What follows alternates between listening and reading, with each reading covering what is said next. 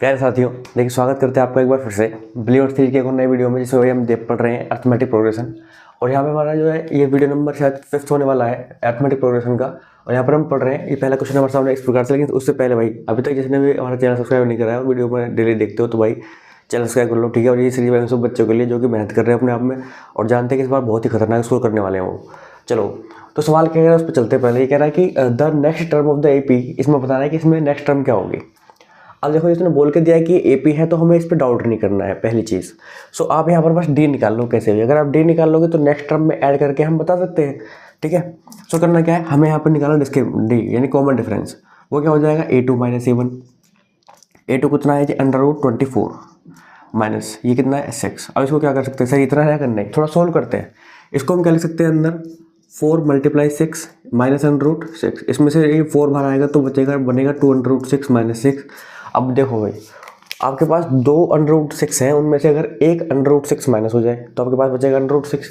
मतलब कि अगर मैं इस 2 √6 में से ये वाला √6 माइनस कर दूँ तो यहाँ पे मेरे पास बचेगा √6। तो मेरा ये आ गया डी, ठीक है। या आप इसमें से इसको माइनस करके निकालोगे तो भी यही आएगा, कोई दिक्कत नहीं है।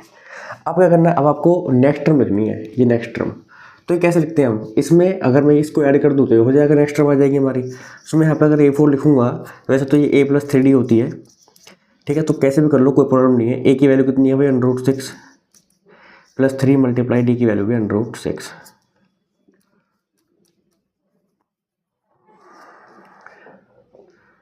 d की वैल्यू √6। तो देखो, अब 1 √6 में 3 √6 जोड़ोगे तो 4 √6 बनेगा, 4 √6। और इस 4 को अंदर करोगे तो क्या आएगा, 16 × 9, 16 × 6 = 96। देखो, ऑप्शन में अगर एक क्वेश्चन आया तो आपको ये वाला ऑप्शन मिलेगा, ठीक है। ये वाला नहीं मिलेगा, ध्यान रखना। कभी यहीं पर छोड़ के देखने लगो कि ये तो ऑप्शन ही नहीं है, ठीक है, क्योंकि इस 4 को हमें अंदर लेके जाना पड़ेगा। चलो, बाकी यहाँ लिखा सोल्यूशन की बात करें तो कुछ तरीके से करना है। नेक्स्ट क्वेश्चन की तरफ चलते हैं। तो देखिए, क्वेश्चन नंबर 2 क्या कह रहा है, ये कह रहा है how many terms are there in AP. भाई एपी में हम बता रहे हैं कितनी टर्म्स हैं, जबकि उसने हमें पहली टर्म यानी फर्स्ट एंड फिफ्थ टर्म दे रखी है -14 और 12, -14 और 2 sorry, and the last term हमें दे रखी है 62। सो हमारे पास जो गिवन है उन चीज़ों को हम लिख लेते हैं। भाई हमारे पास गिवन क्या है, ठीक है। तो गिवन में आप देखोगे यहाँ पर, सो हमें फर्स्ट टर्म और फिफ्थ टर्म दे रखी है, यानी कि ए है आपके पास -14 और A5 है आपके पास 2, और हमें लास्ट टर्म में दी हुई है, विच मीन्स an दिया हुआ है हमको कितना, 62, ठीक है। कुछ लोग इस an को l लिख ले करो, कोई दिक्कत नहीं है, नो प्रॉब्लम। चलो, अब हमसे पूछा क्या उसने हमसे पूछ दिया भाई कि इसमें n बताओ। सो हमारे पास पता है कि an की वैल्यू क्या होती है, a + n - 1 × d, n - 1 × d ये होती है। तो यहाँ पे an की वैल्यू कितनी, 62 डालो, a की वैल्यू -14 + n - 1 और d की वैल्यू डालो। d की वैल्यू हमको नहीं पता है भैया ना, हाँ डी की वैल्यू नहीं पता है, तो डी की वैल्यू निकाल लो भाई। पहले डी की वैल्यू इन दोनों से निकाल लो, इन दोनों कंडीशन से। तो यहाँ पे A5 क्या हो जाएगा, a + 4d, यहाँ पर हो जाएगा a + 4d, ठीक है, = कितना, 2। तो यहाँ पे a की वैल्यू -14 डाल के प्लस 4d निकालो और ये 2, ये 14 उधर जा करके प्लस हो जाएगा, कितना हो जाएगा, 14 और 2 16। तो 4d = 16 और d हो जाएगा 4, ठीक है। सो डी की वैल्यू पहले निकाल लेंगे, यहाँ पर डी की वैल्यू डालो और हम इसको सोल्व कर लेंगे, एन की वैल्यू निकल जाएगी। 14 इधर आके प्लस हो जाएगा तो ये हो जाएगा 6, ठीक है, और ये हो जाएगा 76, ठीक है, = n - 1 × 4, ठीक है।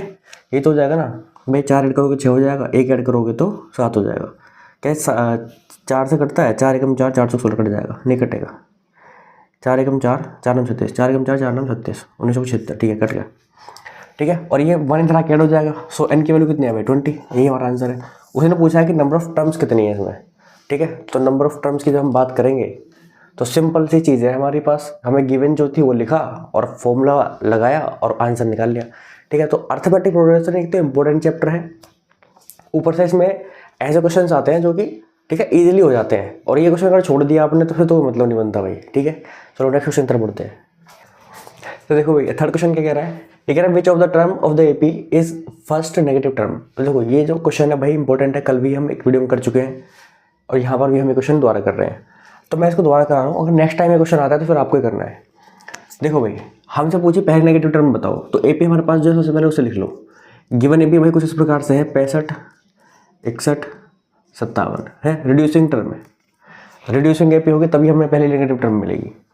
चलो भाई, अब यहाँ पर आपको जो चीज़ें पता है वो लिखो भाई। ए की वैल्यू हमें 65 पता है, देखो ए पी है तो आप ये ए डी पी इनकी वैल्यू तो लिखोगे लिखोगे, ठीक है। सो डी की वैल्यू कितनी है यहाँ पर आप देखो 61 में से अगर हम 65 को माइनस करेंगे तो -4 आ जाएगा, ठीक है। चलो अब क्या करना है, उसने बोला पहले नेगेटिव टर्म बताओ। मान लो कि हम मान लेते हैं कि जो पहले नेगेटिव टर्म होगी वो nth टर्म होगी। Let nth term of the AP is first negative term, मान लिया हमने। अच्छा, तो इसका मतलब ये है कि इस पर जब हम an निकालेंगे इस nth टर्म पर तो आपका लेस देन 0 आएगा। भाई लेस देन 0 होने का मतलब क्या है कि वो 0 से छोटा, मतलब कि नेगेटिव टर्म है। मतलब जैसे ही हम nth टर्म निकालेंगे, अगर उसमें मान लेते हैं कि nवीं टर्म वो क्या है, नेगेटिव टर्म है, तो an निकालने पर वो क्या आना चाहिए, वो नेगेटिव आना चाहिए, ठीक है। तो वो हमको पता चल गया कि भाई हम an निकालेंगे तो लेस देन 0 आएगा। अब an की वैल्यू को खोलेंगे तो ये a plus n minus 1 into D बनेगा, लेस देन 0। a की value 65 plus n minus 1 into D की वैल्यू -4 और लेस देन 0। चलो अब देखो 65 को उधर ले जाओ, कोई प्रॉब्लम नहीं है। तो यहाँ से हो जाएगा, चलो एक मिनट एक सेकंड रुको, 65 माइनस 4n प्लस 4, ठीक है, लेस देन 0। सो अभी देखो ये बनेगा सवाल अब सही से, ठीक है। तो प्लस यहाँ पर ऐड हो जाएगा 69 हो जाएगा। तो यहाँ पे होगा 69 माइनस 4n लेस देन 0। अब मैं 69 इधर प्लस कर देता हूँ, उधर भी प्लस कर देता हूँ, नहीं माइनस कर देता हूँ, या फिर ऐसा कर लो इसको उधर ले जाओ। सो -4n इज लेस देन -69, ठीक है। यहाँ पर आपको चीज़ें समझनी पड़ेंगी सही से। क्या, देखो भाई, अगर आपने भाई साहब ये जो माइनस जैसी हटाओगे आप, क्योंकि आपको पता है कि अगर मैं -1 और -4 में बात करूँ तो बड़ा कौन है, ये। लेकिन अगर मैं ये साइन हटा दूँ तो ये उल्टा हो जाएगा, तो ये क्या हो जाएगा, उल्टा हो जाएगा, ठीक है। अब तो मैं 4 बड़ा है, तो वही चीज़ यहाँ पर ध्यान रखना, जब माइनस हटाएंगे हम यहाँ पर तो 4n ग्रेटर देन 69 हो जाएगा, ठीक है। और अब ये 4 जाएगा इसके नीचे, सो n की वैल्यू ग्रेटर देन 69/4। और ये क्या जाएगा, n is greater than 4 Chowk 16, sorry 4 एकम 4, ठीक है, 2 इधर गया तो 9 है, ठीक है। 4 एकम 4, 2 इधर गया 29 और 4 7 28, ठीक है। तो ये 1/2 इस तरीके से। सो n की वैल्यू 17 सहित 1/2 से जैसे ही बड़ी होगी वो पहले नेगेटिव टर्म आ जाएगी। मतलब कहने का ये है कि n इज इक्वल्स टू 18, ठीक है, हमारा आंसर है। और लिख देंगे यहाँ पर कि 18th term of the AP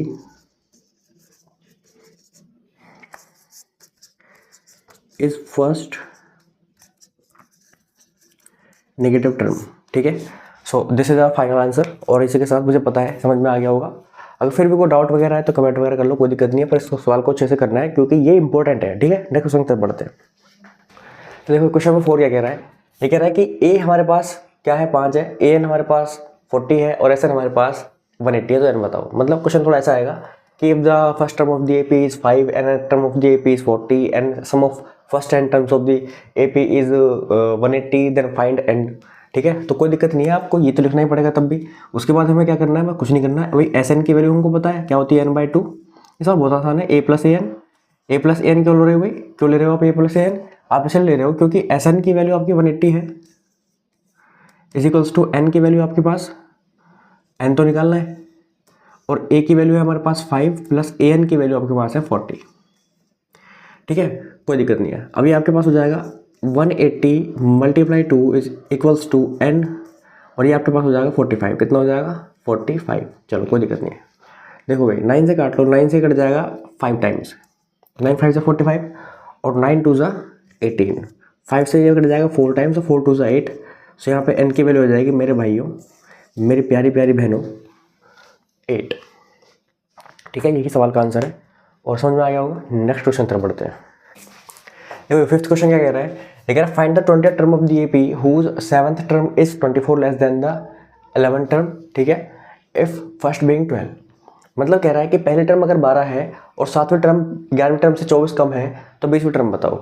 देखो भाई ये लो, हमारे पास जो गिवन है, अगर मैं उसकी बात करूँ तो हमको पता है कि गिवन क्या है भाई गिवन है हमको a बराबर 12 और हमको A7 में और A11 में रेशो दिया, रिलेशन दिया है।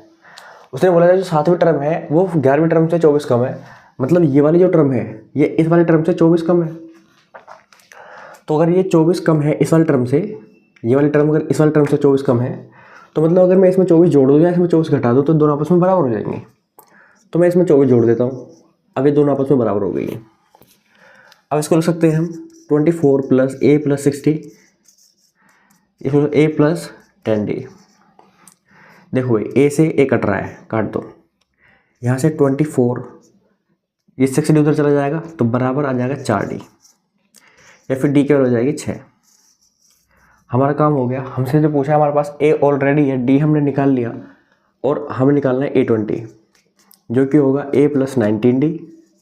यानी कि A की वैल्यू कितनी है भाई, A की वैल्यू हमारी है 12 + 19 × 6, 19 × 114, ठीक है। और ये कर दो ऐड, ये हो जाएगा 6 6 2 1 126, ठीक है। तो भाई इस तरीके से हमारा सवाल का आंसर आ गया, ठीक है। अगले क्वेश्चन पर बढ़ते हैं। देखिए क्वेश्चन नंबर 6 क्या कह रहा है, here the nth term of the sequence, ठीक है, is given by just like this. हमें दे रखा है an एक सीक्वेंस का एक हमें nth टर्म दे रखी है जो कि हमारा कुछ प्रकार से है, ठीक है। फिर कह रहा है right the first 3 terms of the sequence. पहले तो उसकी पहले 3 टर्म लिखो इसके जो भी हैं, फिर ये बताओ कि भाई क्या वही KB फॉर्म कर रहा है। देखो हम इसमें इसका आसानी से पहले 3 टर्म लिख देंगे। कैसे, आप पहले n की वैल्यू 1 डालोगे, ठीक है, फिर 2 डालोगे, फिर 3 डालोगे, ठीक है, हमें A3 मिल गया हमारा। उसके बाद हम क्या करेंगे, हमें निकालना है D। अगर हमारा D A2 - A1 करके और A3 - A2 करके सेम आया तो मतलब ये AP फॉर्म करेगा, नहीं तो नहीं करेगा। चलो तो फटाफट पहले निकालते हैं इसका फर्स्ट टर्म। हमें गिवन है क्या, हमें गिवन है एक sequence which is n × n + 1 × 2n + 1 2n + 1 / 6। सो हम यहाँ पे 4n = 1 के लिए निकालेंगे A1। सो यहाँ पे आएगा 1 × 1 + 1, ठीक है, फिर आएगा 2 × 1 + 1 अपॉन में 6। ऊपर हो गया 2 और 1 3 6/6, 2 और ये 3 6/6 यानी कि 1। तो A1 हमारे पास 1 आ गया। A2 निकालो भाई, 2 डालोगे 2 × 2 + 1, ठीक है, फिर आएगा 2 दूनी 4 + 1 और अपॉन में आएगा 6। देखो 4 और 1 5, 5 दूनी 10 या 30, 30/6 यानी कि 5 आ गया। अब A3 लिखते ही पता चल जाएगा कि AP है या नहीं है, ठीक है। A3 लिखते ही हमको ये पता चल जाएगा।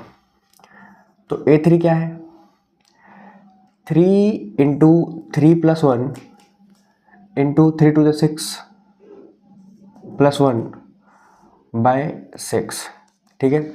और 6 और 1 7 चौक 28, 28 तिया 28 दूनी 56 और 28 तिया 28 3 8 तिया 24 4 हासिल लगे 2, 3 दूनी 6 और 2 8 8 28 से 84 यानी 84/6।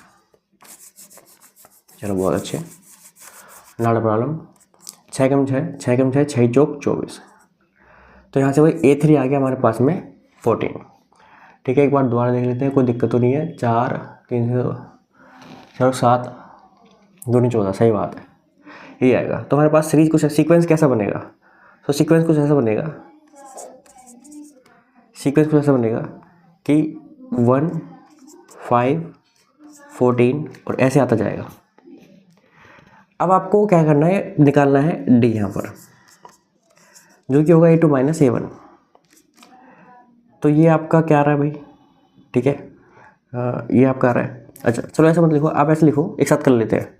अगर ये AP होगा तो ये A2 - A1 इसका A3 - A2 के बराबर आएगा। अगर बराबर आ गया तो हम बोल देंगे कि भाई ये AP है, अगर बराबर नहीं आया तो नहीं, ये AP नहीं है। तो देखो A2 कितना भाई 5 - 1, यहाँ पर 14 - 5, तो यह जाएगा यह जाएगा 4। और यहाँ पर आपको क्लियरली देख पा रहे हो कि यहाँ पर आएगा 9 आएगा, यहाँ पर क्या आएगा 9, विच इज़ नॉट इक्वल, ठीक है। So this is not an AP, लिख दो यहाँ पर, this is not an AP, ठीक है। सो यही हमारे सवाल का सोल्यूशन था। नेक्स्ट क्वेश्चन तरफ बढ़ते हैं। देखिए क्वेश्चन नंबर 7 क्या कह रहा है ये कह रहा है फॉर द एपी हमें A1 A2 A3 दे रखे हैं, इफ A4 अपॉन A7 के में रिलेशन दिया हुआ 2/3 का, तो कह रहा है A6/8 बताओ भाई। कोई दिक्कत नहीं है, मेरी बात सुनो, हमें जो गिवन है वो देखो। सबसे पहले हमारे पास गिवन क्या है, हमारे पास गिवन है भाई simple cheese A4/A7 equals to 2/3, ठीक है। सो यहाँ पर A4 की वैल्यू क्या है, A+3D अपॉन में A+6D इज इक्वल्स टू 2/3। भाई जो दिखेगा पहले वही तो करेंगे, ऐसा तो है नहीं कुछ भी कर देंगे अपनी मर्जी से, जो दिखेगा वही करेंगे। अब आपको पता है कि भाई A+3D अपॉन A+6D आपने लिखा हुआ है, यहाँ पर क्रॉस मल्टीप्लाई करो, इसको इधर लेके आएंगे तो यह आ जाएगा 3A + 3 × 9D बराबर 2A + 6 दूनी 12D। अब A वाले एक साइड, बिना A वाले एक साइड, सो यहाँ पर आ जाएगा भाई आपका A इक्वल्स टू 12 - 9, ठीक है। अब 12 में से 9 जाएंगे कितने बचेंगे, 9 और 3 12, 3D बचेंगे, 3D, ठीक है। तो देखो एक रिलेशन है हमारे पास A इक्वल्स टू 3D, इसको होल्ड कर लेते हैं। अब बात करते हैं A6/A8 की, तो हो जाएगा A+5D A+7D। तो A की वैल्यू क्या है, 3D डालो भाई, तो 3D + 5D अपॉन में 3D + 7D हो जाएगा 8D/7 3 10D। D से D कैंसिल आउट हो जाएगा, आएगा 8/10, 2 से जाएगा 4 बार, 2 से जाएगा 5 बार, तो 4/5 का रेशो बनेगा भाई साहब, ठीक है। सो यही हमारे सवाल का आंसर है और मुझे पूरी उम्मीद है आपको समझ में भी आया होगा। नेक्स्ट क्वेश्चन की तरफ बढ़ते हैं। तो देखिए क्वेश्चन क्या कह रहा है भाई, सिंपल हमसे बोला है कि फाइंड n निकालना है आपको, हमें AP दे रखी है, सिंपल, कोई दिक्कत नहीं है। थोड़ी देखो ऐसा क्वेश्चन आएगा 2 नंबर में आ जाएगा क्वेश्चन, क्योंकि देखो थोड़ा सा ना टर्म्स बड़ी दे रखी हैं, तो हल्की कैलकुलेशन अच्छी लगेगी, सुंदर नोटबुक के अंदर जब करोगे तो अच्छा लगेगा, इसलिए उसने ऐसा क्वेश्चन दिया 2 नंबर के अंदर। अब देखो करना क्या है, हमारे पास A है कितना जी, 293, हम यहाँ से D भी निकाल लेंगे जी, क्या आएगा, D आपका आ जाएगा 285 - 293, तो उल्टा कर देते हैं, 13 में से 5 गए तो बचेंगे भाई 8, ठीक है, 13 में से 5 गए तो 8 बचेंगे, और यहाँ पर बचेगा 8, 8 में 8 जाए कुछ नहीं बचने वाला, तो -8 आ गया। D हमारे पास -8 आ चुका है, और AN की वैल्यू हमें दे रखी है भाई साहब 53, ठीक है, कोई प्रॉब्लम नहीं है। अब हमसे बोला है n निकालो, सो AN इज इक्वल्स टू क्या होता है, A + n - 1 × D होता है। अब AN की वैल्यू क्या है 53, A की वैल्यू क्या है 293 प्लस n - 1 × D की वैल्यू क्या है -8, इधर आके माइनस हो जाएगा, तो 53 - 293 इज इक्वल्स टू n - 1 × -8। 3 से 3 जाएगा तो वही 0 आएगा, 2 में से 5 जाएगा तो 4 आएगा, और यहाँ आएगा 2 माइनस का 240, यह आएगा n - 1 × -8, ये से गया 8 से जाएगा 3 बार यानी कि 30, और यहाँ से आ गई n की वैल्यू 31, ठीक है, n की वैल्यू आ गई 31। बस यही हमारे सवाल का आंसर है। इसी के साथ नेक्स्ट क्वेश्चन तरफ बढ़ते हैं। देखिए भाई, तो क्वेश्चन नंबर 9 क्या कह रहा है, ये हमें कह रहा है find the sum of first positive integers, ठीक है, डिविजिबल बाय 7। हमें ऐसे पहले 40 पॉजिटिव इंटीजर्स का सम निकालना है जो कि 7 से डिविजिबल है। तो पहला इंटीजर कौन सा होगा जो 7 से डिविजिबल होगा, खुद 7 पॉजिटिव की बात कर रहा है तो प्लस में लेंगे सारी वैल्यूज़ को, तो 7 ही है पहला, तो भाई ये लो, तो हमें यहाँ से एक सीरीज़ मिलेगी, सीक्वेंस मिलेगा, वो सीक्वेंस क्या होगा 7। फिर 7 से नेक्स्ट टर्म कौन सी डिविजिबल होगी, वो आपकी होगी 14, फिर ऐसे ही 21, और ऐसा ऐसा आपको कहाँ तक करना है भाई 40 टर्म्स तक करना है, अप टू 40 टर्म्स। तो क्या ये हमें एक AP मिली, चेक कर लेते हैं भाई। हम निकालेंगे A2 - A1 जो कि हमारा आया 7, हमने निकाला A3 - A2 जो कि हमारा आया 7। सो हमारे पास D की वैल्यू कितनी आई हुई 7, इसका मतलब ये एक AP है। So the sequence is AP, is in AP, ठीक है, the sequence is in AP। तो ये सीक्वेंस जो मिला ये AP में है भाई। तो अब बता देंगे बहुत आसानी से, हमसे पूछा है, हमें सम पूछा है, तो हमसे पूछा है SN, यानी कि SN भी नहीं S40 पूछा है।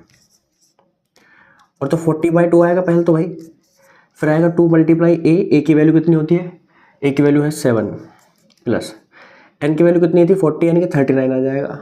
और D हमने अभी निकाला 7, वो भी 7 आया, कोई बात नहीं। 40 ये हो गया 20 हो गया। मैं 7 को बाहर निकाल रहा हूँ, 7 बाहर आते ही अंदर 39 और 2 बचे, और 39 में 2 और ऐड करोगे तो हो जाएगा 41। इनके मल्टीप्लाई करो, आंसर आ जाएगा, ठीक है। तो 7 दूनी 14, ये हो जाएगा 140।